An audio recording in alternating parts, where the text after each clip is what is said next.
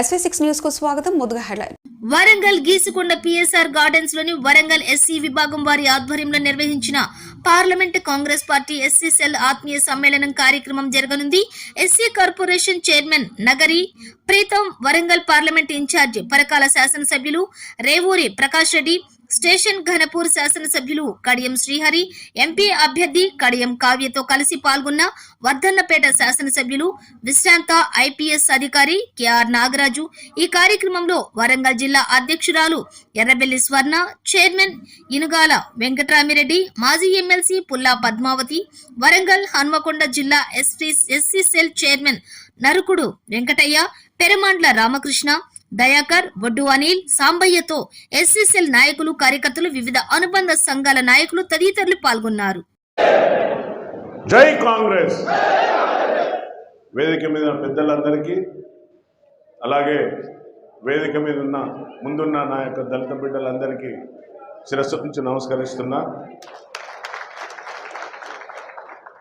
ఇప్పటివరకు పెద్దలు చెప్పిన కడియం శ్రీహరి గారు అన్నగారు, దాన్నే ప్రియాంబుల్ అంటాం. భారత రాజ్యాంగంలో రాసుకున్నది స్వేచ్ఛ హక్కు, మాట్లాడే హక్కు, సమానత్వం, వీటన్నిటిని రాసుకున్నదే, దాన్నే సౌభారతత్వం అంటాము.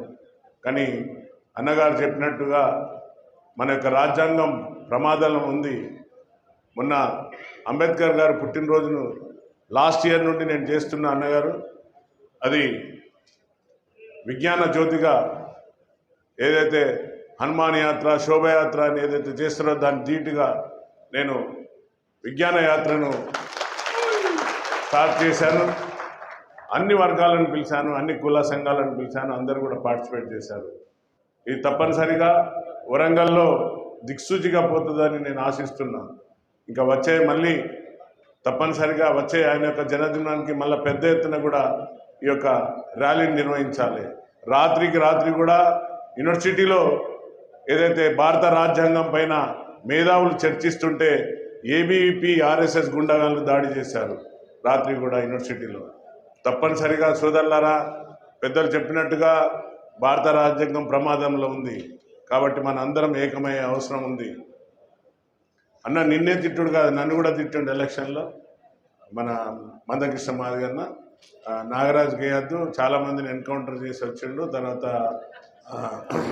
మాల, సో వేయద్దు అంటే అందరూ కూడా, నా సోదరులందరూ కూడా నన్ను గెలిపించిండ్రు. వారందరికీ నేను శిరస్సు వంచి నమస్కరిస్తున్నా. ఇక్కడ నా దగ్గర నేను ఉద్యోగం చూసినప్పుడు కూడా నాకు ఎలాంటి వ్యత్యాసాలు